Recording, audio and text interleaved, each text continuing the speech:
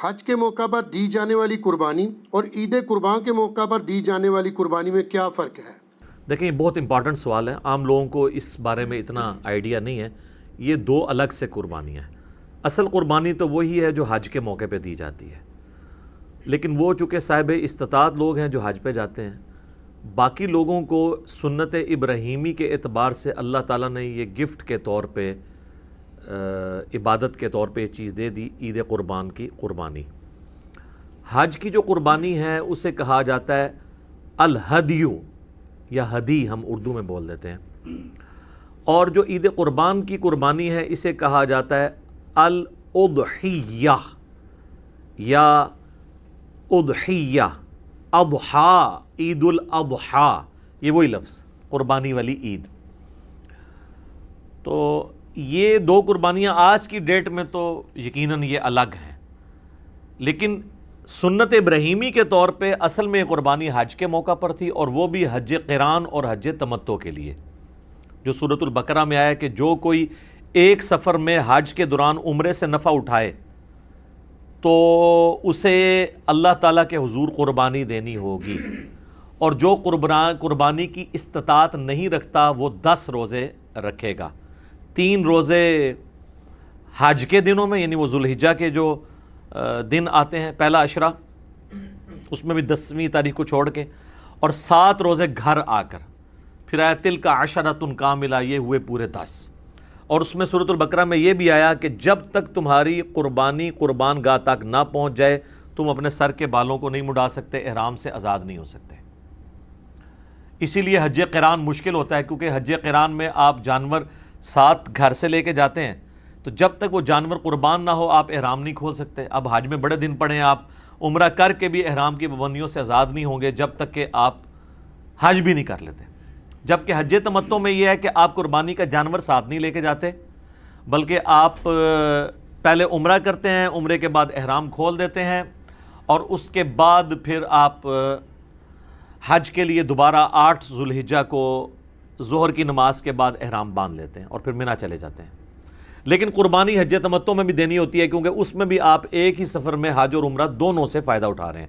مشرکین عرب جو تھے وہ ایک سفر میں حج اور عمرہ کو جمع کرنے کو گناہ سمجھتے تھے۔ نبی علیہ السلام نے اس رسم کو توڑا، اور بخاری مسلم میں الفاظ ہیں، جب صحابہ نے پوچھا یہ ہمارے لیے خاص ہے، آپ نے فرمایا نہیں، قیامت تک کے لیے حج اور عمرہ یوں داخل ہو گیا۔ آپ نے یوں انگلیاں داخل کر کے فرمائی کہ یہ میری امت کے لیے اب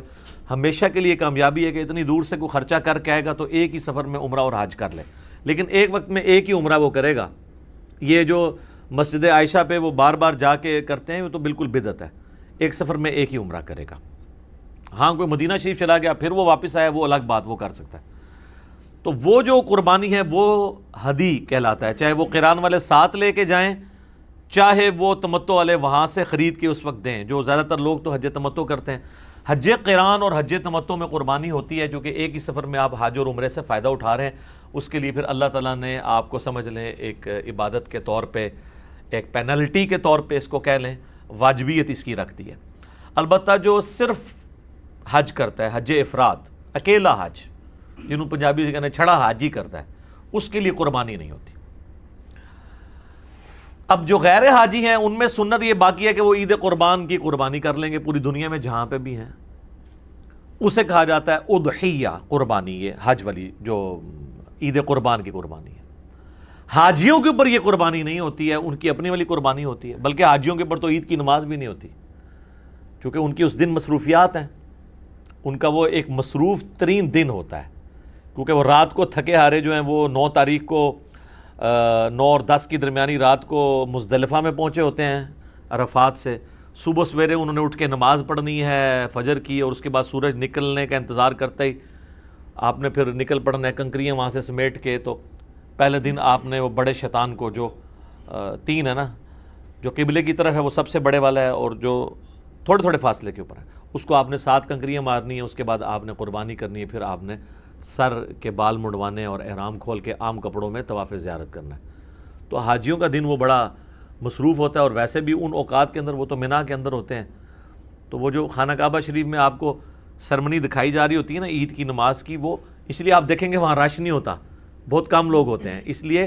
کہ زیادہ تر لوگ تو حج کر رہے ہوتے ہیں، وہ وہاں پہ ہوتے ہیں۔ تو عید قربان کی جو قربانی ہے وہ اضحیہ کہلاتی ہے، عید الاضحیٰ بھی ہم کہتے ہیں اس دن کو، اور جو ہدی ہے یہ قربانی کہلاتی ہے اس کی حج کی۔ اور یہ ہدی کے جانوروں کو اللہ تعالیٰ نے قرآن حکیم میں شعائر اللہ میں سے ڈکلیئر کیا ہے۔ اب یہ ہے تو جانور ہیں لیکن اللہ کی نشانی ہے،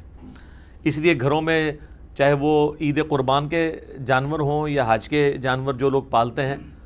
اس معاملے میں جو کچھ ان کو تکلیف اٹھانی پڑتی ہے، ایون ان کا گوبر بھی صاف کرنا پڑتا ہے، اللہ کے حضور یہ ساری چیزیں نیکیاں لکھی جاتی ہیں۔